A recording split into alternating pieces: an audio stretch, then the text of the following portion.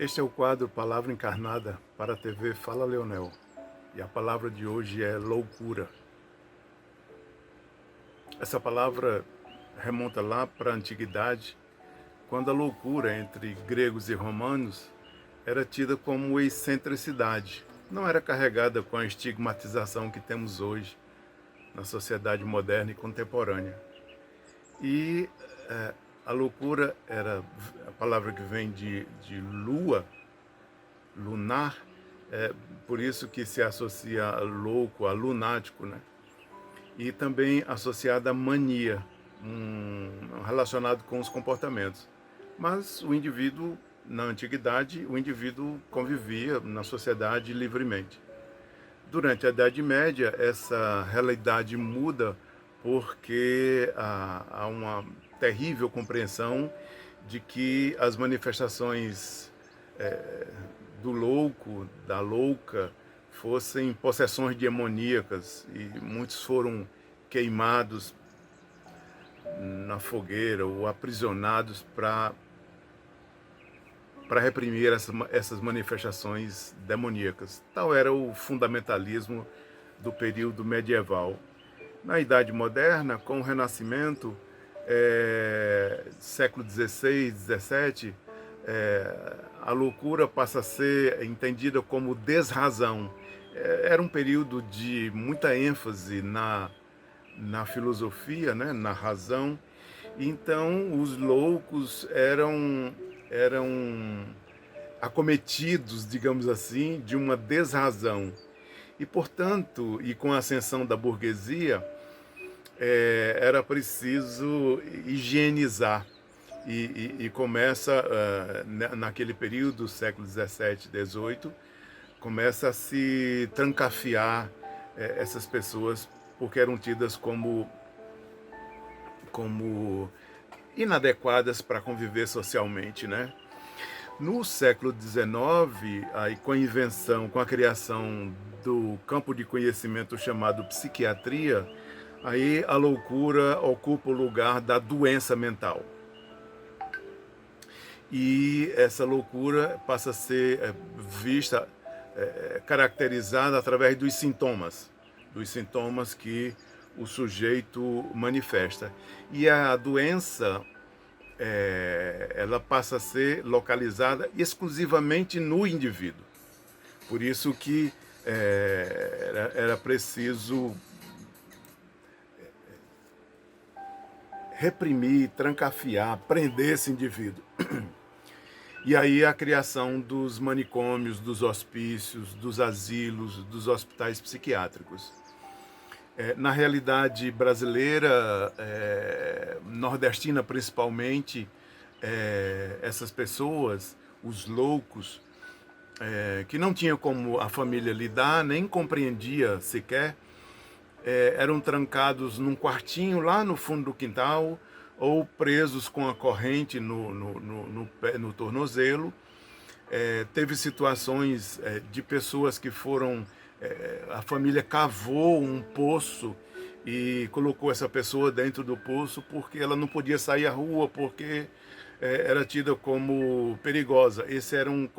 Ainda é uma compreensão muito forte de que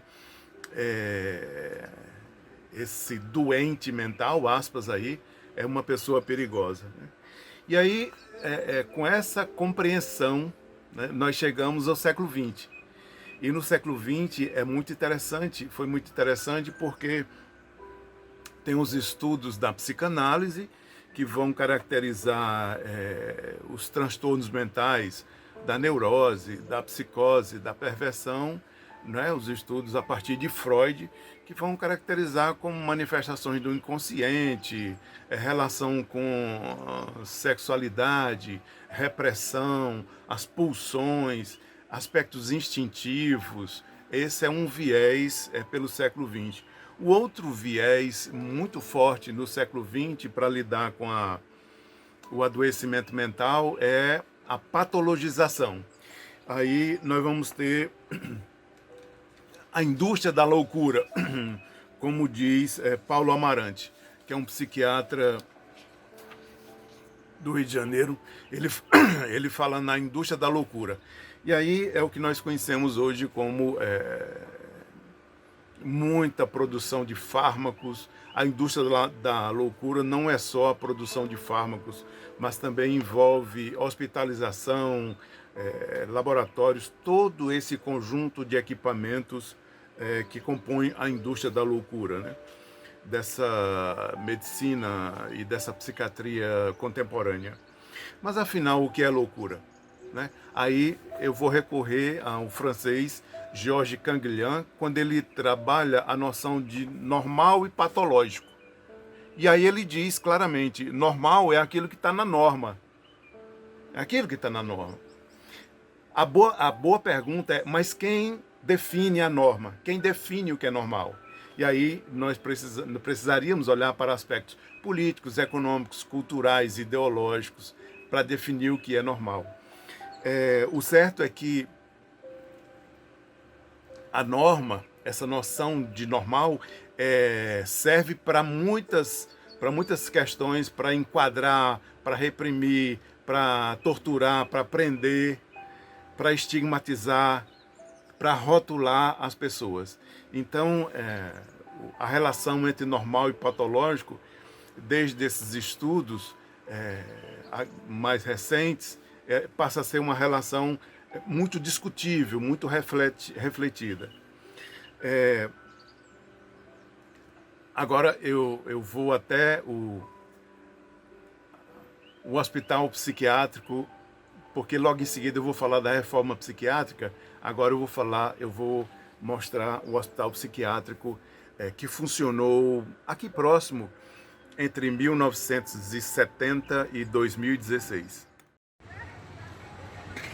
Agora eu estou aqui diante do prédio que funcionou o Hospital Psiquiátrico do Crato, chamado Casa de Saúde Santa Teresa. Esse foi o hospício do Cariri, da região do Cariri, que serviu ao estado do Ceará, vinha pacientes da Paraíba, do Pernambuco, do Piauí.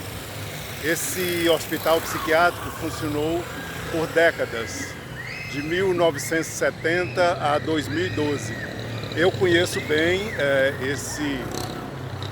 esse hospital, esse hospício, porque frequentei muitas vezes, porque minha mãe ficou internada muitas vezes aqui, no final dos anos 1970 e na década de 1980.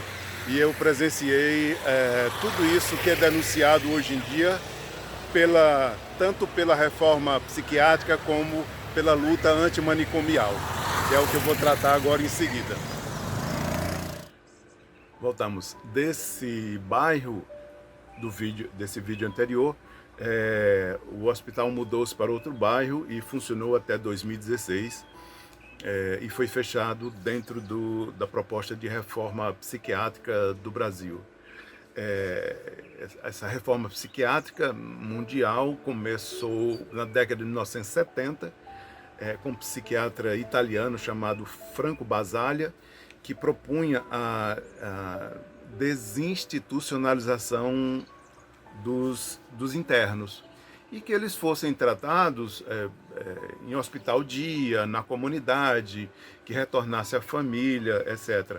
Porque afinal, a pessoa adoeceu na família, volte para a família precisa ajudar a curar. A pessoa adoeceu na comunidade, volte para a comunidade, né?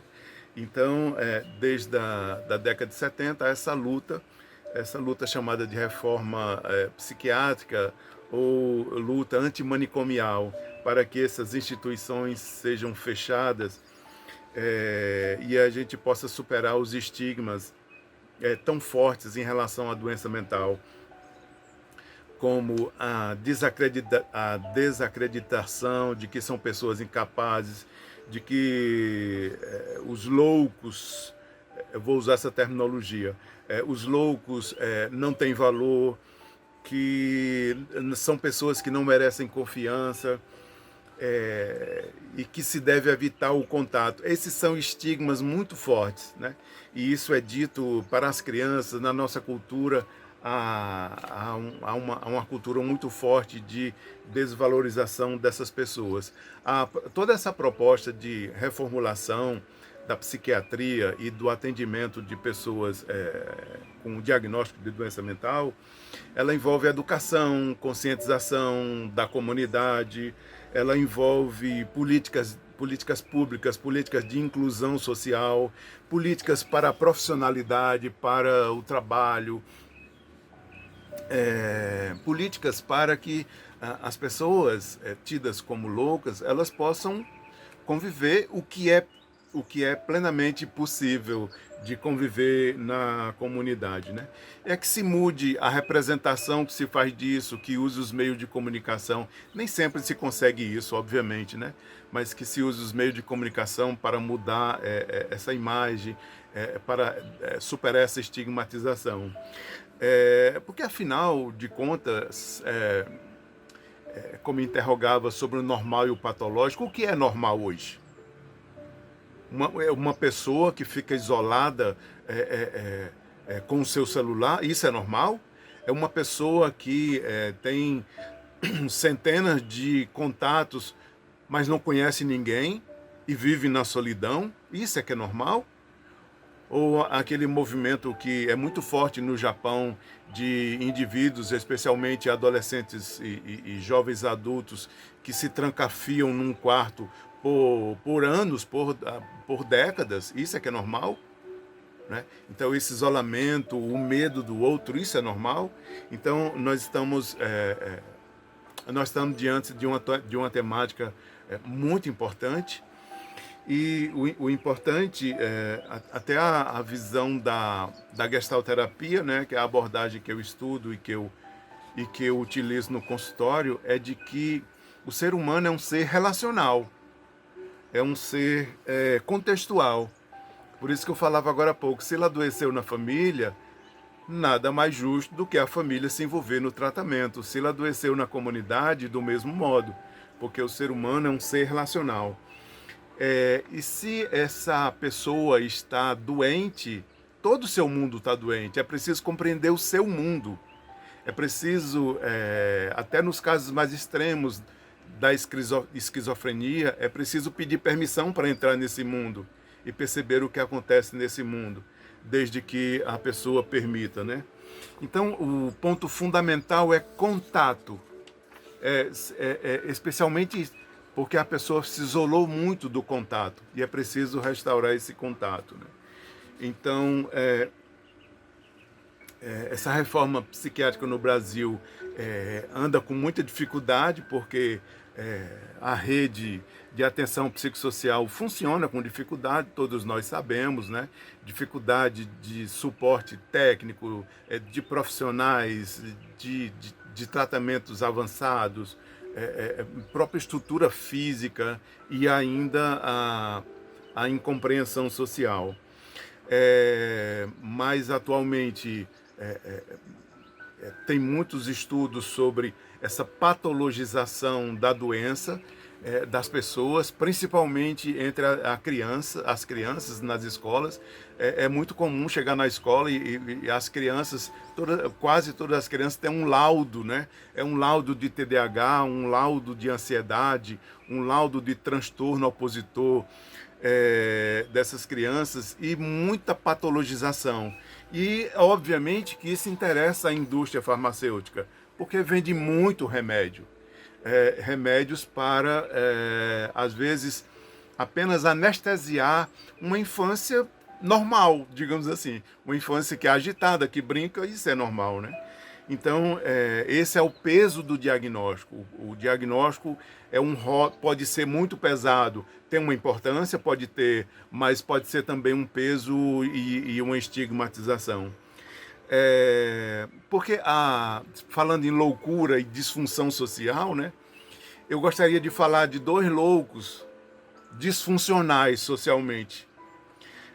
Buda, o iluminado, ficou 49 dias embaixo de uma figueira até conseguir a iluminação. Isso é uma disfunção social, né? Nos dias de hoje seria apedrejado e tudo. Outro louco, Jesus, ficou 40 dias no deserto até que conseguisse a iluminação. Então, são condições de disfunção social que aí nós teríamos que perguntar, né? Por último, essa doença, esse laudo, esse diagnóstico, essa disfunção interessa ao capitalismo?